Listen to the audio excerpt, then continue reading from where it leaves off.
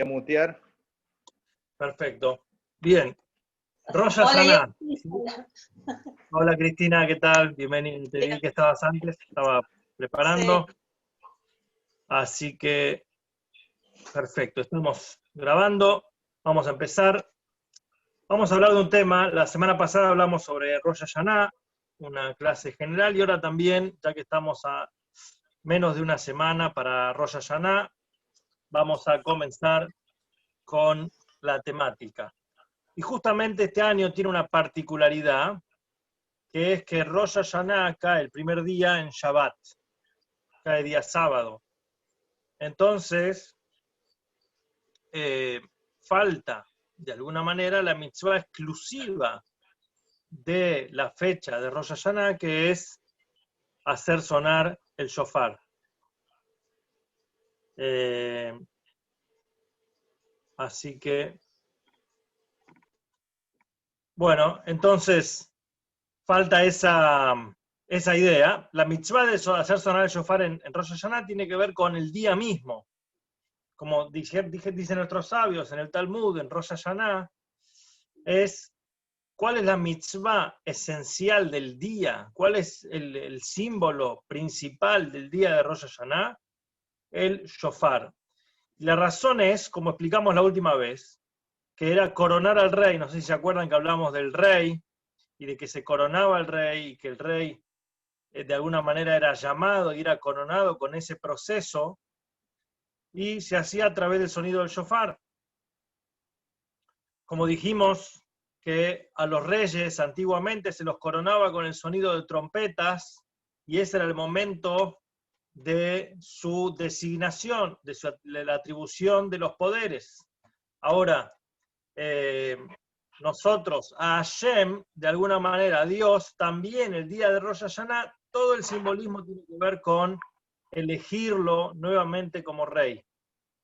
Habíamos hablado del mundo en un estado de suspensión y de la elección, la reelección de Hashem como rey sobre nosotros. Ahora, según esto tenemos que entender sobre Rosh Hashanah que cae en Shabbat, no tocamos el shofar, o sea, el primer día de Rosh Hashanah, este año, que cae sábado, no vamos a escuchar el sonido del shofar, por cuanto que es Shabbat.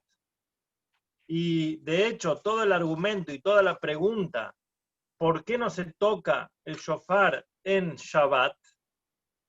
Si es una mitzvah, que es una mitzvah de la Torá, es un precepto bíblico que tiene toda la fuerza y todo el impacto de un precepto bíblico. Y la razón que traen en el Talmud es, por si la persona, va a haber una persona inexperta que no va a saber cómo tocar el shofar solo, como este año que mucha gente va a tener que tocar el shofar solo en su casa, y vaya cargando el shofar en la calle en el día de Shabbat, que no se puede cargar en la vía pública un shofar, a preguntarle a lo del sabio que le enseña a tocar, y por esa sospecha. Entonces estamos hablando de un caso muy particular. Primero que tiene que ser una persona ignorante, que no sepa las leyes del shofar y tampoco sepa las leyes de Shabbat, porque va a transportar las cosas en la vía pública. Y por un caso tan extraordinario, que sería un porcentaje pequeño de la totalidad de las personas, no le permitimos una mitzvah. ¿Y cómo puede contrarrestar un precepto bíblico que tiene toda la potencia y es inapelable? Entonces, ¿cómo puede ser que por una sospecha de algo rabínico y de algo secundario tenga la fuerza de desarraigar, de sacar una mitzvah de la Torah? Esta es una pregunta. Entonces, la respuesta que traen cabalísticamente también es que cuando cae Rosh Hashanah en Shabbat, el placer divino del reinado, o sea, que es la elección, la coronación que se hace todos los años a través del sonido del shofar, se hace a través del Shabbat mismo. O sea, y esto se aplica en las diferentes festividades. Por ejemplo, también en Sukkot, si el primer día de Sukkot, que este año, si Dios quiere, va a caer también, cae en Shabbat, no se hace la mitzvah de Sukkot, que es agarrar las 4 especies que es el lulav, el etrog, y hacer la mitzvah de ese día. ¿Por qué no se lo hace? Por la misma razón. Entonces los maestros hasídicos lo que dicen es, no se trata solamente de una cuestión técnica de si se puede o no se puede. Tiene que ver con una cuestión de la energía del día. Nosotros todas las semanas, todos los fines de semana tenemos un Shabbat, el sábado. ¿Cuál es la fuerza de ese Shabbat?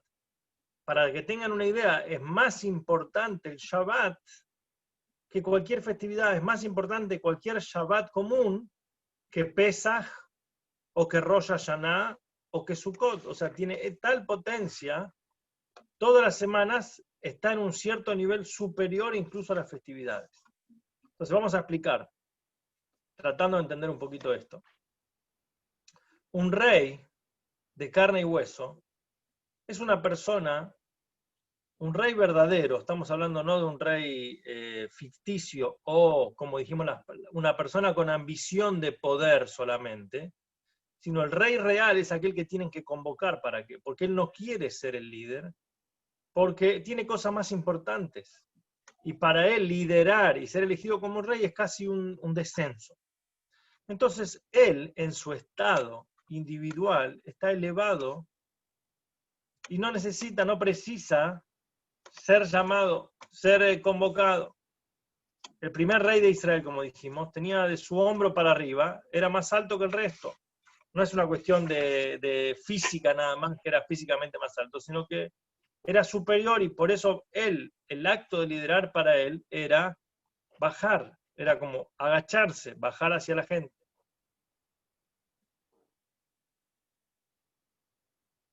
Entonces, este es el concepto de coronarlo al rey, que el pueblo pide y le exige y le trata de decir al rey que él sea rey sobre ellos. Y tienen que generarle la voluntad, el deseo de liderar, de ser rey o de gobernar. Imagínense qué utopía tan hermosa sería que nosotros tengamos que pedir por favor a alguien que él nos gobierne y él se resista a hacerlo y finalmente a duras penas lo haga porque es la persona idónea y especial. ¿Cuán lejano está de las personas hoy en día que no queremos que nos gobiernen y los elegimos a regañadientes y los criticamos y no nos sentimos representados o convencidos de su capacidad? Un rey real, un líder real es aquel que tenemos que suplicarle casi, que él tenga el deseo y la grandeza de ser líder sobre nosotros. Así también el reinado celestial. Hashem en sí mismo, él está elevado y no necesita entrar en este dolor de cabeza que es crear el mundo y mantener la tierra y estar detrás y atentamente a la decisión y a las acciones de cada uno de nosotros. Pero eligió y nosotros lo convocamos nuevamente cada año y le decimos, tuya es la grandeza. Donde ve su grandeza, ve su humildad, porque su humildad es que él decide estar en el detalle, en la providencia y en el detalle de cada cosa en este mundo. Por eso, para despertarlo nosotros tenemos que volver a implantar el deseo original, el deseo inicial de haber creado un mundo. Tenemos que retraernos a ese momento. Quiero hacer una aclaración interesante, entre paréntesis, que nosotros por lo general entendemos que Rosh Hashanah es el día de la creación del mundo. Pero según la Kabbalah y según el Talmud, esto no es así. El día de Rosh Hashanah es el día de la creación de Adán, del primer hombre, que es el sexto día de la creación. Y hoy, exactamente hoy, hace 5.781 años, son el día del inicio de la creación del universo, del mundo, el primer día, el día 1. Después, día 2, día 3 y el día 6 cae Rosh Hashanah, por eso estamos a 6 días de Rosh Hashanah, pero el aniversario de la creación del mundo, según la Kabbalah, es hoy. Y lo que festejamos en Rosh Hashanah es la creación del hombre. El sentido de esto es que el hombre cumple una función fundamental y el mundo fue creado con una misión y con un objetivo. Y el objetivo recae sobre los hombros del ser humano, de transformarlo, de mejorarlo, de embellecerlo, de darle un sentido y darle un propósito. Y el mensaje que nos está diciendo es, por más que el mundo, y a pesar de que es mayoría absoluta, por cuanto que si uno compara a la especie humana en comparación con el resto de los objetos y de las presencias en el universo, es menor. El humano es ínfimo. Pierde contra todos, contra el mineral que es mayoría, en montañas, tierra, arena, mares, predominante. Después viene el mundo vegetal, la vegetación, bosques y amazonas y forestaciones completas. Después viene el mundo animal, y muy, muy diverso y muy amplio. Hay animales más grandes que el ser humano y hay animales mucho más profusos que el ser humano. Y el ser humano ocupa un lugar en número, en cantidad menor, pero en calidad y en su acción y en su intelecto y en su capacidad de comunicar y de agradecer y de ser consciente, le da propósito al mundo entero. Entonces es el último y el primero. Y esto es un poco el concepto por qué Rosh Hashanah no es el día de la creación del mundo, sino el día de la creación del hombre.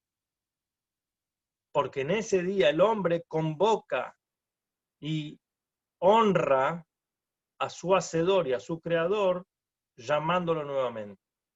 Y es por eso el único que lo puede hacer es el ser humano. Y para despertar el deseo necesitamos despertar el placer original.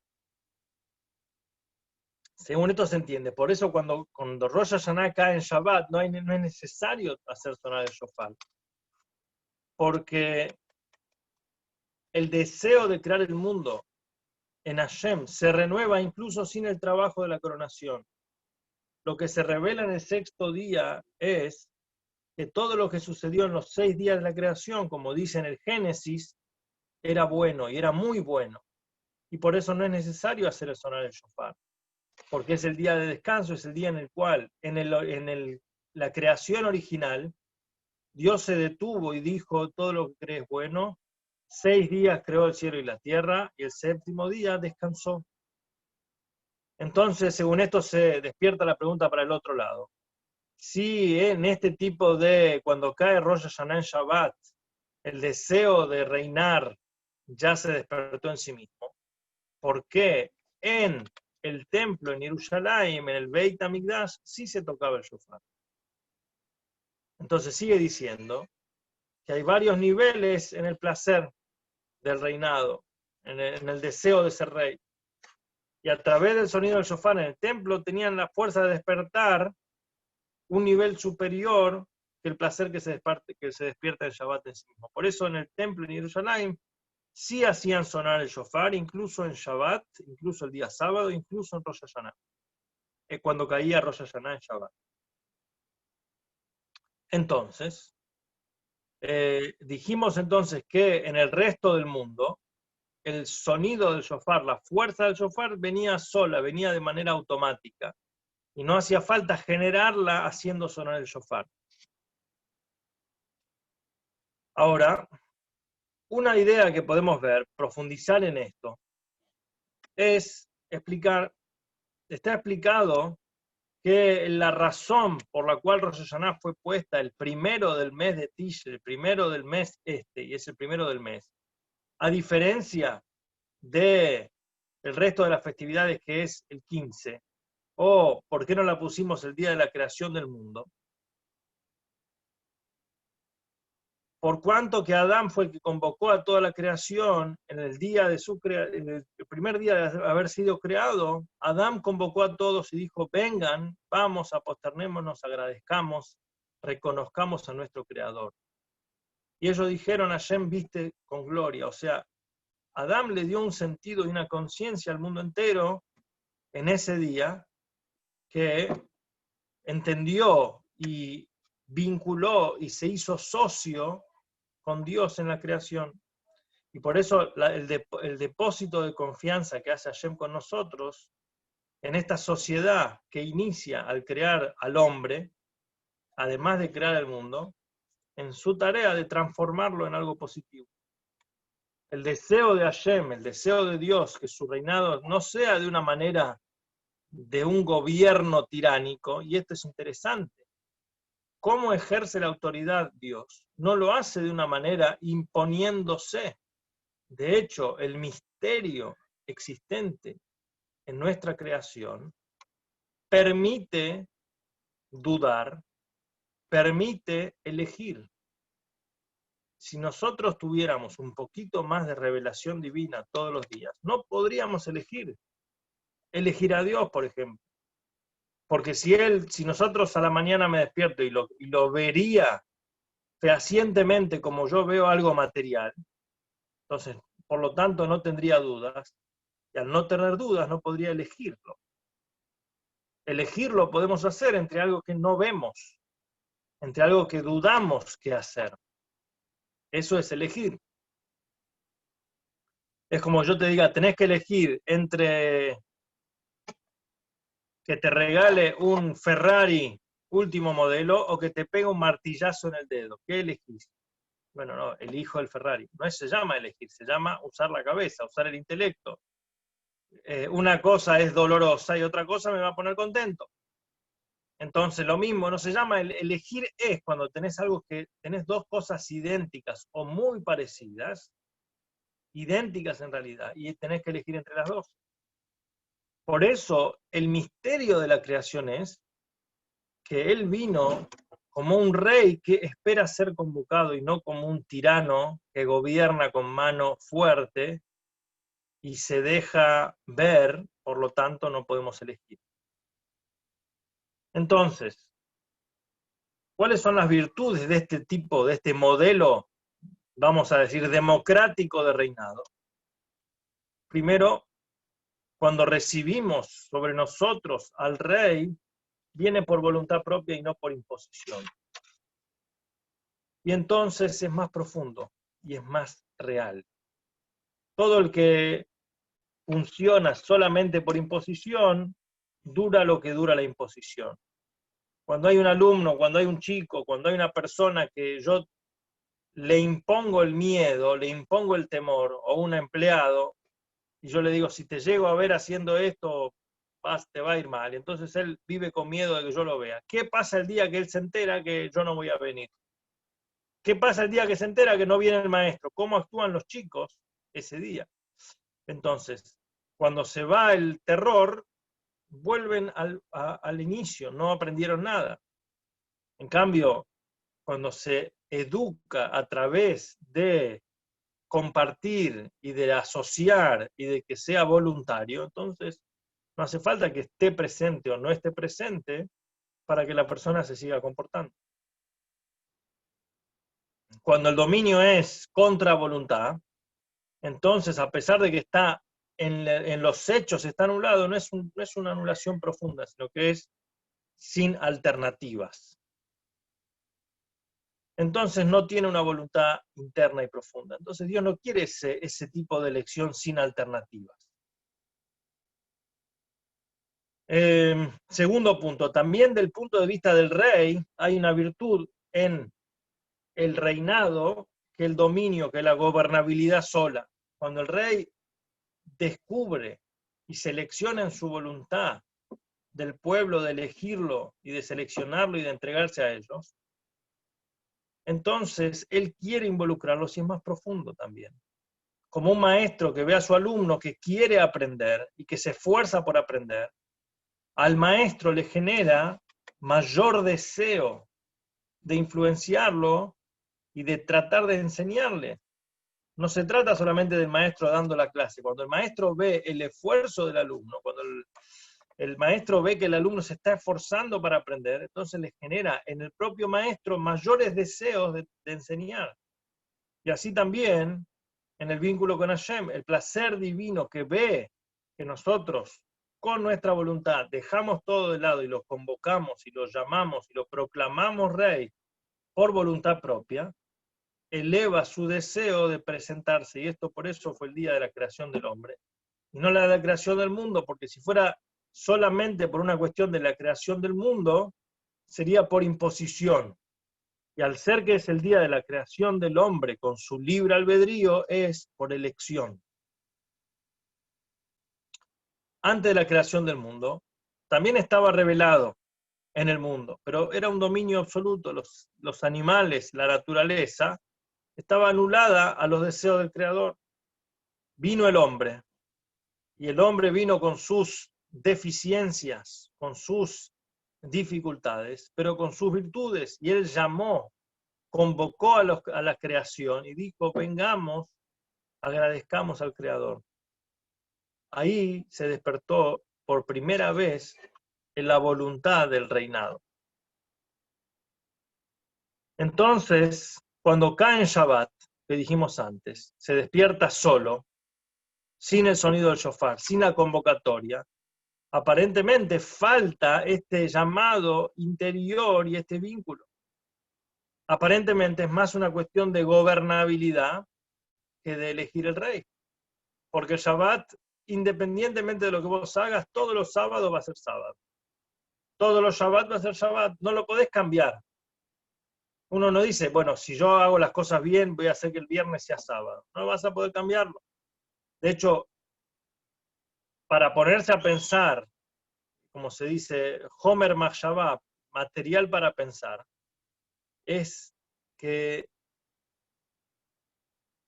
los meses, por ejemplo, duran 30 días, porque es el ciclo lunar. 29 días y medio, 29 días, 12 horas, 43 minutos, 3 segundos y 1/3 de segundo es lo que dura el ciclo lunar, el molad. Y se repite.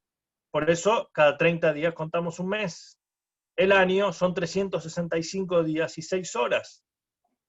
Y así vuelve a repetirse. Entonces, en el curso de un año, voy a ver pasar las estaciones y el sol volver a su mismo lugar y pasar verano, primavera, otoño, invierno. Entonces yo ya sé que un año dura 365 días y que un mes dura 30 días y que 12 horas y que mitad del día es noche y que la mitad del día la mitad del día es día. Depende de verano, invierno, pero lo puedo calcular. ¿Por qué la semana tiene 7 días? ¿Qué cálculo astronómico? ¿Qué cálculo sucede en la naturaleza que hace que yo la semana tenga 7 días? Ninguno. No hay ningún cálculo, no hay ninguna razón humana, natural, para que la semana dure 7 días. Y es interesante que a pesar de que tenemos calendarios diversos, en el año nuevo chino y el año nuevo, el calendario gregoriano, y el calendario indio y el calendario en todos lados del mundo, hoy es lunes, mañana va a ser martes y Shabbat va a ser Shabbat. Históricamente, si uno va para atrás, no hay cambios de semanas que no sean este ciclo. ¿Y quién impuso este ciclo? El calendario hebreo. La semana, como está dicho en la Torá, hoy es día 1, hoy es día 2 y fue el día de Shabbat para descansar. Ya está instaurado desde el inicio. Históricamente es algo maravilloso para pensar que no hay otra razón para decir que una semana dura 7 días. No cambia nada 7 días en el mundo, en la astronomía, en la astrología. 7 días son la semana y compartimos universalmente 7 días y cada día en todo el mundo es el mismo día y coinciden todos que Shabbat es Shabbat. Entonces, si antes estábamos hablando tanto de la importancia de proclamar al rey por iniciativa humana, por iniciativa propia, ¿cómo hacemos este año cuando cae en Shabbat, cuando no podemos hacerlo a través del shofar? Perdería aparentemente esa virtud que nosotros dijimos cuando uno hace por elección propia, por elección voluntaria, al rey, al creador. Entonces, pensando un poquito en esta idea, el Tzemach Tzedek, que el tercer Rebbe de Chabad trae, que la razón interna, profunda, por qué en Shabbat no se hace un trabajo, porque en Shabbat estamos propuestos a cesar de trabajar. Y uno dice, ¿por qué? Uno dice, un día de descanso, vamos a descansar, domingo, vacaciones, pero no es así, no es literal. El Tzemach Tzedek trae una idea interesante que dice, cuando uno está paralizado, cuando uno se encuentra en presencia del rey, no hace nada, está parado. Si una persona está en presencia del rey y sigue haciendo lo suyo, lo pueden incluso castigar con pena de muerte. En la época de antes uno tenía que estar parado firme, como una estatua, frente al rey, una cuestión de honor, una cuestión de respeto. Entonces el Tzemach Tzedek dice, ¿por qué en Shabbat no trabajamos? No solamente para descansar, sino porque por cuanto que en Shabbat brilla y hay una energía y una presencia de Hashem tan grande que es como cuando uno está parado frente al rey, que no pega trabajar ese día. Entonces cuando uno está frente al rey no puede hacer nada, como cuentan en el Talmud, que una persona estaba frente al rey y hizo un guiño, hizo una seña frente al rey y se inculpó a él, puso su vida en peligro, porque incluso una seña a hacer frente al rey es un acto de insubordinación, uno tiene que estar firme, estatua. Entonces, la presencia divina que ilumina en el Shabbat es tan fuerte que paraliza y le prohíbe, lo para, lo detiene de hacer su trabajo, como que él está parado frente al rey. Esta sería una de las razones. Pero, como decimos también los días de semana, estamos parados frente al rey. Dios está en todos lados, no hay un lugar donde está y no hay ningún lugar donde él no esté. De todas maneras hay una diferencia. En la semana Dios está oculto. Por lo tanto, podemos trabajar, podemos movernos con tranquilidad. En Shabbat, cuando Él se revela, quedamos paralizados. Este sería el argumento que está diciendo. Como cuando uno está parado en la presencia de una persona que admira mucho, que queda paralizado de trabajar, no puede hacer nada. Se congela. Así también el Shabbat es como un congelamiento. Pero hay dos tipos de anulación al rey. Hay uno que se genera, la anulación demostrada a través de la coronación, que la persona se posterna frente al rey y remarca y atribuye y alaba las virtudes y la grandeza del rey. De esta manera, la persona se anula y se posterna frente al rey, pero al fin y al cabo, él sigue estando y él sigue existiendo y es él el que hace el llamado al rey.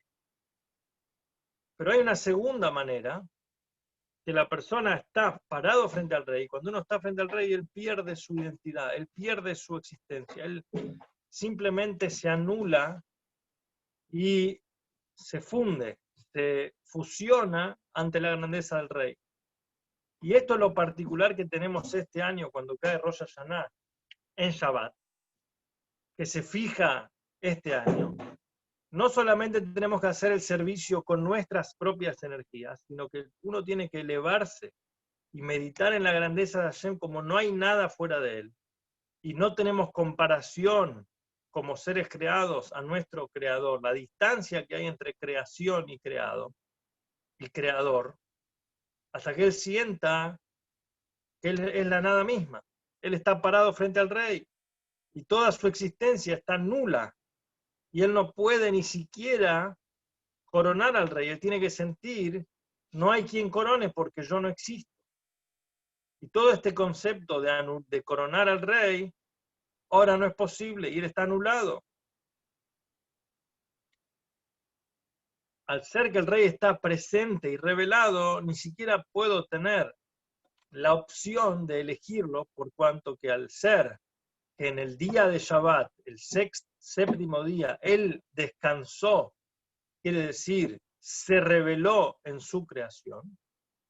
Entonces yo al ser su creación estoy nulificado, estoy anulado.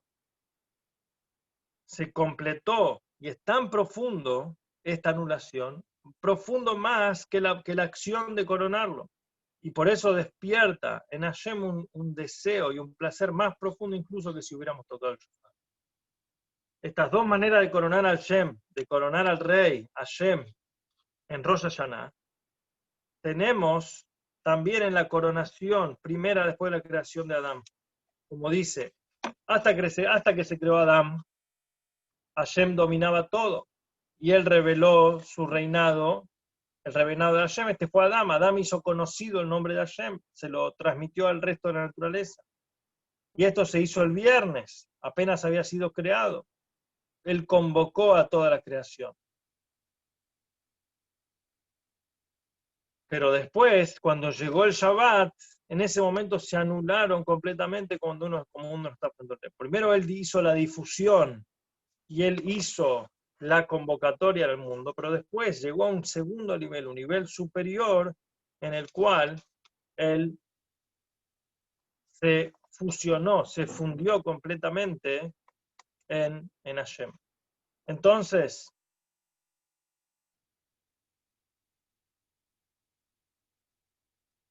bien, entonces esta es un poquito la idea por qué este año cuando cae Rosh Hashanah y Shabbat no se toca el shofar en el sentido profundo. Lo que nos dice es que hay dos maneras de servir a Hashem. Una es reconocerlo, y como dijimos, las virtudes del trabajo nuestro de elegirlo una y otra vez, que eso va a ser entonces el día domingo cuando hagamos sonar el shofar, el segundo día de Rosh Hashanah. Y hay un nivel espiritual que representa el día de Shabbat, que es cuando el rey se hace presente, uno pierde su identidad y uno se anula frente al rey. Y al estar anulado no puede ni siquiera elegirlo. Pero la fusión y la intervención, digamos, la fusión de la persona, la anulación de la persona es mayor aún y más profunda. Porque, y no es al modo de una tiranía, de una gobernabilidad, no es una cuestión de imposición, sino lo contrario. Es una cuestión de decir, estoy parado frente al rey, no me sale hacer nada, no me sale hacer nada. Por la presencia del rey ahí, directamente estoy como anulado. Entonces, estos dos conceptos hablan un poco de lo que es Rosh Hashanah en la mística, coronar al rey, meditar en el rey, meditar en el deseo que él tuvo de crear el mundo y de invertir en nosotros y de proponernos y de alguna manera reivindicar, volver a conectarnos y coronarlo una y otra vez y pedirle obviamente que haga su presencia realista, su presencia revelada, que deje de esconderse, ya entendimos el mensaje, queremos que se muestre, queremos anularnos, queremos que se haga visible para todos nosotros. Y ese es el deseo en este Rosh Hashanah. Si alguien quiere hacer una pregunta. ¿Queda pregunta para hacerla?